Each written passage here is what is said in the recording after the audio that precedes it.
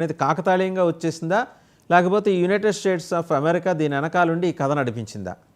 అదేం లేదు, ఇది నార్మల్, ఇది రొటీన్, ఆల్ఫాబెటికల్ ఆర్డర్లో వచ్చింది. రొటీన్ ఉంటుంది వాళ్ళకు. 2 ఏళ్ళు వాళ్ళు అక్కడ యుఎన్ సెక్యూరిటీ కౌన్సిల్ ఉంటారు కాబట్టి జనవరిలో వాళ్ళకు ఆ సభ్యత్వం వచ్చింది. అది ప్రతి నెల ఒక దేశం దానికి ప్రెసిడెన్సీ ఉంటుంది వాళ్ళకి. ఈ నెల వాళ్ళకి వచ్చింది. అది దొంగ చేతికి తాళాలు ఇస్తారు. ఇంటర్నేషనల్ టెర్రర్ క్యాంప్ అయితే దానికి ఎట్లా తాళాలు ఇస్తారు వీళ్ళు? యునైటెడ్ నేషన్స్ కూడా ఆ మాత్రం బుద్ధి బుర్ర ఉండాలి కదా. యునైటెడ్ నేషన్స్ బుద్ధి బుర్ర ఉందని ఎవరు అన్నారు? మీరు అనుకుంటున్నారు. యునైటెడ్ నేషన్స్ అన్నది ఒక 180 దేశాలు రమారమి వాళ్ళ యొక్క చర్చా వేదిక అంతే, ఒక టాకింగ్ క్లబ్ అది. దాంట్లో ఏ దేశం మీద వాళ్ళు ఆరోపణలు వేయరు.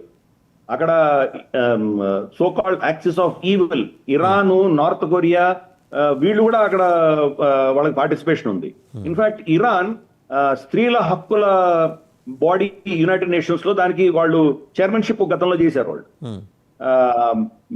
మానవ హక్కులకు సంబంధించి, తర్వాత ఈ మైనారిటీల హక్కులకు సంబంధించి ఉన్న బాడీస్ లో ఖతారు, సౌదీ అరేబియా కూడా మెంబర్స్ గా ఉన్నారు. సో కాబట్టి దానికి మనం ఒక మొరాలిటీ అంటగట్టడం అనేది మన తప్పది. United nations is dead, long leave United nations. అందుకని ఈరోజు యునైటెడ్ నేషన్స్ కి ఎవరూ రెస్పెక్ట్ ఇవ్వరు. భారతదేశం కొంతకాలం మనం అక్కడ యునైటెడ్ నేషన్స్ సెక్యూరిటీ కౌన్సిల్లో పర్మనెంట్ సభ్యత్వం కావాలని మనం ఏదో కొంత ఆశపడ్డాం. కానీ ఇప్పుడు ఆ ఆశ కూడా వదిలేసుకున్నాం మనం, ఎందుకంటే దానికి ఎందుకు పనికిరాదు. అదే అవసరం లేని దానికోసం ఆశపడటం లేదు, దాంట్లో ఏమి లాజిక్ లేదు కదా. అది దానికి శాంక్టిటీ లేనప్పుడు దానికోసం వెళ్లాల్సిన అవసరం లేదు కదా సార్. కరెక్ట్, దానికి శక్తి లేదు, శాంక్టిటీ లేదు, ఏమీ లేదు. ఫర్ ఇన్స్టెన్స్ అంటోనియో గుటెరెస్, ఇప్పుడున్నటువంటి సెక్రటరీ జనరల్, ఆయన అక్కడ ఈజిప్ట్ సైడ్కి నిలబడి ఏడ్చాడు కూర్చొని, చూడు అక్కడ గాజాలో ఊచకోత వస్తున్నారు వీళ్ళందరినీ అని చెప్పి ఏడ్చాడు. మరి అదే ఏడుపు ఏదో October 7th ఇంత కిరాతంగా చంపినటువంటి వాళ్ళ గురించి ఈయన ఎందుకు ఏడవలేదు? అప్పుడు అక్కడికి ఎందుకు యోమ్ కపూర్ రోజు అక్కడ ఇజ్రాయెల్లో వెళ్ళి వాళ్ళతో సానుభూతి ఎందుకు తెలపలేదు ఆయన? WHO ఈ రోజు దాకా వుహాన్ లో పుట్టింది కరోనా వైరస్ అని ఈ రోజు దాకా నిర్ధారించలేకపోయింది. ఎందుకు? చైనా ఒత్తిడి వల్ల. ఎందుకంటే ఓటింగ్, చైనా కూటమి ఓటు వస్తుంది. మనకు లాటిన్ అమెరికాలో ఉన్నటువంటి దేశాలు కావచ్చు, మనకు ఆఫ్రికాలో ఉన్నటువంటి దేశాలు కావచ్చు, ఆసియాన్లో కొన్ని దేశాలు కావచ్చు, కళ్ళు మూసుకొని చైనాకి ఓటేస్తాయి. ఎందుకంటే బెల్ట్ అండ్ రోడ్ ఇనిషియేటివ్ దృష్ట్యా వాళ్ళందరూ ఓటేస్తారు. సో మెజారిటీ ఎవరు ఓట్ చేస్తే దానికే ఆ రిజల్ట్ అలాగే వస్తుంది. మీరు జాపనీస్ ఎన్సైఫలిటిస్ అని మీరు పిలుస్తారు దాన్ని, స్పానిష్ ఫ్లూ అని పిలుస్తారు మీరు, కానీ వుహాన్ వైరస్ అని పిలవడానికి వీల్లేదు. వుహాన్ వైరస్, కరోనా వైరస్ లో ఒక వేరియంట్ భారతదేశంలో ఫస్ట్ టైం కనిపించింది. ఇండియన్ వేరియంట్ అని మాత్రం దాన్ని అంటారు, పేరు పిలుస్తారు, కానీ చైనీస్ వైరస్ అనడానికి వీల్లేదు. మీరు అంటే వాళ్ళ అధిక కంట్రోల్ ఎంత ఉందో మనం అర్థం చేసుకోవచ్చు. అందుకనే డొనాల్డ్ ట్రంప్ గతసారి ఉన్నప్పుడు ఆయన యునెస్కో నుంచి, WHO నుంచి ఆయన వెళ్ళిపోయాడు. తప్పుకుంటున్నాం అన్న ప్రకటన చేశాడు కదండి. అమెరికన్ ఫండింగ్ మీరేమో కావాలి, కానీ మాకు వ్యతిరేకంగా మీరు చేస్తున్నారు అని చెప్పి ఆయన చేశాడు. కానీ China has taken a grip. అందుకని దానికేం శాంక్టిటీ ఉంది? అది ఫర్ ఇన్స్టెన్స్ మనకు బెంజమిన్ నెతన్యాహు మీదను, వ్లాడిమిర్ పుటిన్ మీద అరెస్ట్ వారెంట్స్ ఇష్యూ చేశారు. వాళ్ళని అరెస్ట్ చేసే దమ్ము ఎవడుకుంది? ఎవరైనా వెళ్ళి వాళ్ళని అరెస్ట్ చేయగలరా? ఇన్ఫాక్ట్ మంగోలియా ఏదైతే ప్రోటోకాల్ ఉందో దానికి వాళ్ళ సిగ్నటరీస్ కూడా.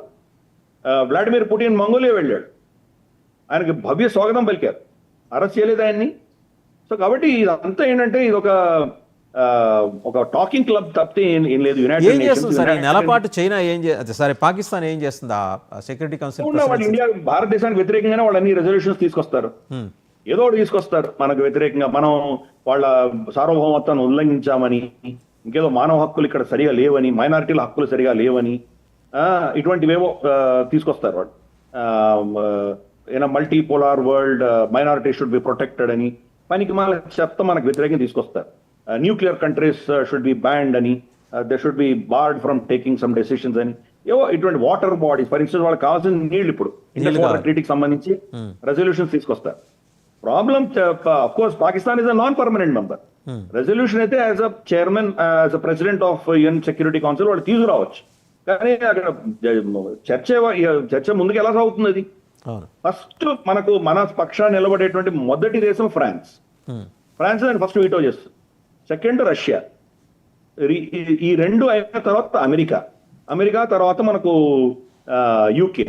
సో 4 దేశాలు 5 పర్మనెంట్ దేశాల్లో చైనా మినహాయిస్తే మిగతా 4 మన పక్షాన్ని నిలబడతారు. ఈ 4లో ఒకరిద్దరు మనకు వ్యతిరేకంగా వెళ్ళినా కానీ కూడా ఒక్క ఫ్రాన్స్ చాలు మనకి. ఫ్రాన్స్ దాన్ని వ్యతిరేకిస్తుంది. ఎందుకంటే ఫ్రాన్స్ మనతో చాలా లావాదేవీలు ఉన్నాయి. వాళ్ళ దగ్గర రఫైల్స్ కొంటున్నాము, వాళ్ళ దగ్గర సబ్మరీన్లు కొంటున్నాము, చాలా కొంటున్నాం వాళ్ళ దగ్గర. లేటెస్ట్ గా మనం దీని సఫ్రాన్ ఇంజన్ భారతదేశంలో తయారు చేయడానికి మనం ఒప్పందం చేసుకుంటున్నాం మనం. కాబట్టి సఫ్రాన్ ఇంజన్ వాళ్ళు చాలా కీలకం. ఆమ్కాలో పెట్టడానికి వాళ్ళు ట్రై చేస్తున్నారు. కాబట్టి భారతదేశానికి ఫస్ట్ అపోజ్ చేసేది ఫ్రాన్స్. కాబట్టి వీళ్ళు ఎన్ని తీసుకొచ్చినా, రెజల్యూషన్ తీసుకొచ్చినా ఏం అవ్వదు. కానీ ఒక నెరేటివ్ చూడు, మేము యునైటెడ్ నేషన్ సెక్యూరిటీ కౌన్సిల్లో కశ్మీర్ ఇష్యూ దీన్ని మేము ముందర తీసుకొచ్చాము, నీళ్ల ఇష్యూ మేము బయట తీసుకొచ్చాము, ఎంత అద్భుతంగా మా డిప్లొమసీ నడుస్తోందని ఒక నెరేటివ్ కోసం వాళ్ళు పబ్లిక్ దీంట్లో ఒక స్పేస్ లో పెట్టడానికి కోసం ప్రయత్నం చేస్తారు వాళ్ళు. కానీ వాళ్ళు చేసేది ఏమీ లేదు. భారతదేశం యొక్క మన కంట్రోల్, మన గ్రిప్ చాలా పటిష్టంగా ఉన్నది. మనకు జయశంకర్ గారు నిన్ననే అక్కడ యునైటెడ్ నేషన్స్ లోనే అక్కడ మనకు టెర్రరిజం ఒక మ్యూజియం కాదు, దాన్ని ఏమంటారంటే ఒక డిస్ప్లే ఒకటి పెట్టారు ఆయన అక్కడ. దాంట్లో టెర్రరిజం యొక్క విక్టిమ్స్, టెర్రరిజం ఎటువంటి అంశాలతో వస్తుంది, ఇవన్నీ కూడా ఒక డిస్ప్లే పెట్టి దాన్ని ఓపెన్ గా ఆయన మేము టెర్రరిజం టాలరేట్ చేయము, బ్లాక్ మెయిల్ కి ఎటువంటి blackmail including nuclear blackmail మేము సహించము, స్టేట్ నాన్ స్టేట్ యాక్టర్స్ అని చూడము, ఇవన్నీ స్పష్టంగా యునైటెడ్ నేషన్స్ దీంట్లోనే ఏమంటారంటే దాని ఆవరణలోనే ఇది ఎగ్జిబిషన్ ఆయన ఓపెన్ చేశారు. ఒక్కరోజు ముందర పాకిస్తాన్ టేక్ ఓవర్ అవ్వడానికి ఒక్కరోజు ముందర ఆయన చేశారు. అంటే మనం ఎంత స్ట్రాంగ్ మెసేజ్ మనం ఇస్తున్నాం. అంటే ఒక సామెత ఉంది కదా సార్, ఒక రోజు పెళ్లికి ముఖం అంతా కాటుకని, ఇలా 4 రోజుల కార్యక్రమానికి కూడా ఏదో ఒకటి పూసేసుకొని జనాలకి పులిమేయటానికి అయితే సిద్ధంగా ఉంటుంది కదా పాకిస్తాన్. రెండోది ఏంటంటే మీరు ఇందాక ప్రస్తావన చేసినట్టు ఇండస్ వాటర్ ట్రీటీకి సంబంధించి ఏదో ఒక రగడా గలాభా అయితే చేయొచ్చు కదా. ఎందుకంటే మనం సస్పెండ్ చేసింది భారతదేశం, పూర్తిగా దాని నుంచి మనం వైదొలగలేదు. నువ్వు ఉగ్రవాదం మానుకుంటే మేము నీళ్లు వదులుతామనే మాట అనే కండిషన్ మీద వాళ్ళు అది వదులుకోరు. మొన్న చూసారా సార్, బిలావర్ భుట్టో రెండోసారి రంకలేశాడు, మాకు నీళ్ళు లేకపోతే యుద్ధమే అని. అంటే ఇప్పుడు ఈ వేదిక మీద నుంచి ఆ యుద్ధ ప్రకటన ఏదైనా చేసే అవకాశం ఉందా? వాళ్ళు యుద్ధం చేసే శక్తి స్తోమతుంటే ఈరోజు ఎవరు ఆపారు వాళ్ళని? యుద్ధం చేయమనండి, we're ready for it. In fact Amit Shah garu చాలా క్లియర్ గా చెప్పారు, మళ్ళీ ఇండస్ వాటర్ ట్రీటీ ఉండదు అని చెప్పారు ఆయన. అఫీషియల్ మనం సస్పెండ్ చేశాం కానీ దాన్ని మళ్ళీ రివైవ్ చేసే సమస్య లేదు అని చాలా స్పష్టంగా చెప్పాము. ఈసారి అంటూ ఏమైనా జరిగితే గనక ఆ ఇండస్ వాటర్ ట్రీటీ